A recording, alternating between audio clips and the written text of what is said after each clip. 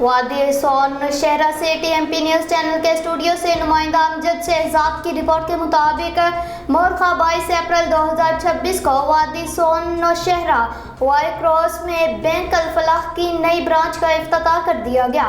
ये ब्रांच जदीद डिजिटल बैंककारी सहूलियात से आरास्ता है। इफ्तिताही तकरीब में बैंक की सीनियर मैनेजमेंट के नुमाइंदों के साथ साथ अहले वादी सोन ने भी भरपूर शिरकत की।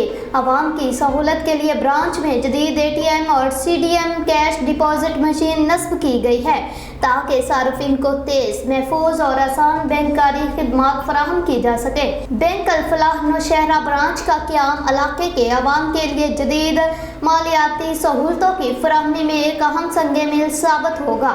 इस इक़दाम से वादी सोन के रहायशियों को बैंककारी के जदीद तकाज़ों से हम आहंग खिदमात मैसर आएंगी। फिल वक्त के लिए इतना ही। मज़ीद न्यूज़ और अपडेट हासिल करने के लिए देखते रहें TMP न्यूज़ चैनल।